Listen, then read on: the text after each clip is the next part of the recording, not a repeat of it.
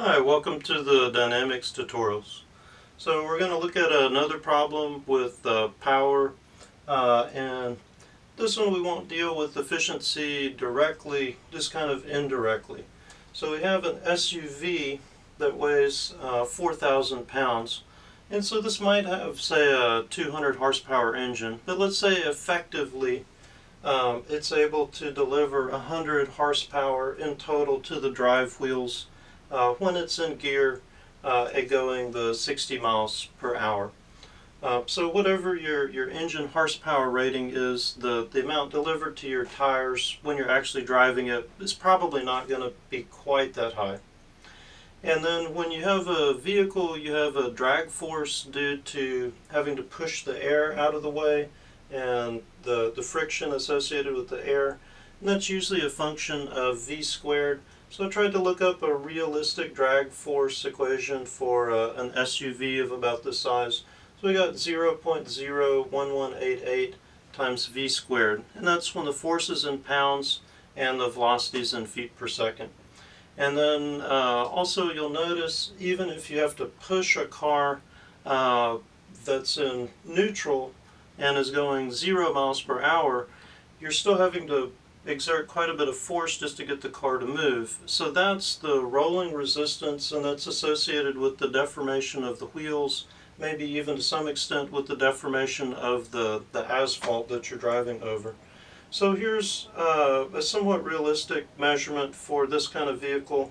The rolling resistance is 0.015 times the weight of the vehicle. Now as you go up a hill, the rolling resistance is going to get less because it's really associated with the normal force. So we're going to multiply that by cosine of theta, although that's going to be a minor contribution in this problem. So let's look at our free body diagram. So the power to the wheels results in attractive force T, and then we have the weight acting down. We have the normal force going back, and then we have the forces due to the rolling resistance and then the drag. Let's convert the 60 miles per hour over to feet per second. When we do that, we get about 88 feet per second. And let's convert the horsepower over into foot-pounds per second. Then we can do our sum of forces in the x prime direction.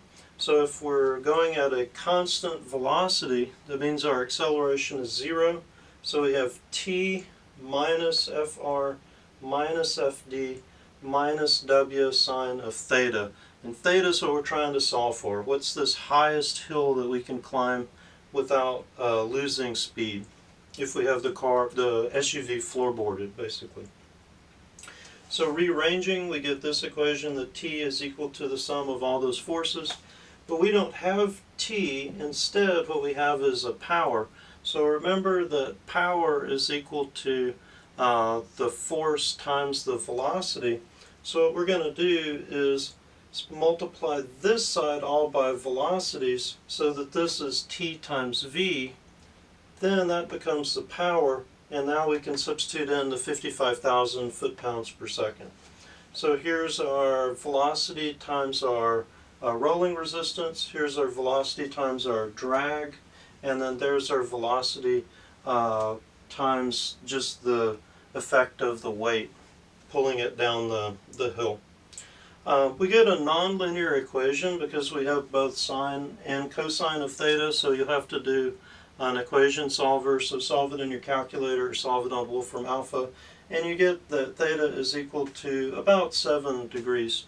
That doesn't look all that impressive, but when you go in and you start looking at the guidelines about highways and interstates and things like that, at least in the United States, this would be roughly about twice as large of an angle as what would be typically recommended for major roadways. If you're in a really hilly area, you might be able to get approaching this. There are a few streets in the US that have absurdly high angles, but this is really a fairly high angle, indicating that this SUV is powered fairly well for taking hills at this speed. You wouldn't have to floorboard it on most of the hills that you'd be climbing up.